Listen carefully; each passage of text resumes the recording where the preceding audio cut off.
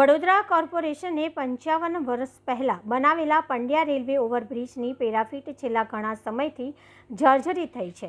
હવે તો રેલવે તંત્રના કાર્યક્ષેત્રમાં આવતા બ્રિજના પિલર અને કોલમમાં તિરાડો પડી ગઈ છે અને તેમાંથી પાણી ટપકી રહ્યું છે, જેની જાણ થતાં કોંગ્રેસ કોર્પોરેટર અમીબેન રાવત અને સ્થાનિક રહીશ ઘટના સ્થળે દોડી આવ્યા હતા. જે બંને જણાએ બ્રિજના કોલમ અને પિલરના જર્જરિત ભાગનું નિરીક્ષણ કર્યું હતું અને બ્રિજના સ્ટ્રક્ચર સ્ટેબિલિટી રિપોર્ટ કઢાવવાની માંગ કરી હતી. મહત્વની વાત એ છે કે બ્રિજના પિલર અને કોલમ જર્જરિત થતાં તેમાં તિરાડો પડતા રેલવે તંત્રએ માત્ર લીપાપોતી જ કરી છે. રેલવે વિભાગે પિલર અને કોલમની તિરાડો પૂરવા કેમિકલ લગાવ્યું છે. આ સાથે જ સળિયાને સપોર્ટ મળે તે માટે પિલરમાં ખીલા માર્યા છે. પિલર અને કોલમના સળિયા પણ કોવાઈ ગયા છે. આ સમગ્ર મામલે પાલિકાના સિટી એન્જિનિયર અલ્પેશ મજમુદારે જણાવ્યું કે કોર્પોરેશને જાન્યુઆરી માસમાં સમારકામ કરવા માટે રેલવેને પત્ર લખી જાણ કરી છે. બ્રિજનો ભાગ રેલવે વિભાગમાં આવતો હોવાથી તેઓ જ સમારકામ કરતા હોય છે. કોર્પોરેશન સતત રેલવે વિભાગના સંકલનમાં રહી કામ કરાવવા માટે સૂચના આપે છે.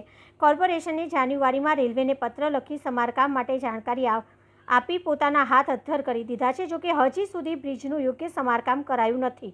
રેલવે તંત્ર પણ પોતાની આળસ નથી ખંખેરી રહ્યું. ત્યારે જર્જરિત બ્રિજને લઈને કોઈ મોટી જ હોનારત સર્જાય તે પહેલાં રેલવે અને કોર્પોરેશન તંત્રએ સંકલન કરી વહેલી તકે બ્રિજનું સમારકામ કરવાની જરૂર છે.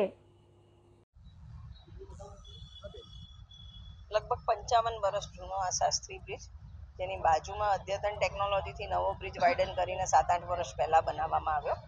ત્યારે આનું સ્ટ્રેન્થનિંગ કરવામાં આવેલું, પણ હજી બી એમાં સીપેજના ખૂબ મોટા પ્રશ્ન છે.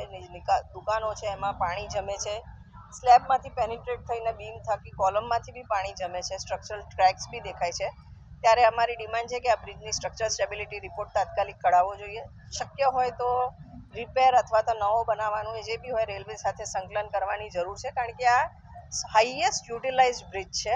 ઈસ્ટ અને વેસ્ટને જોડતો જે બ્રિજ છે, ક્રિટિકલી ઇમ્પોર્ટન્ટ બી છે. ત્યારે કોર્પોરેશને આના પર પૂરતું ધ્યાન રાખી અને યોગ્ય પગલાં તાત્કાલિક લેવા જોઈએ.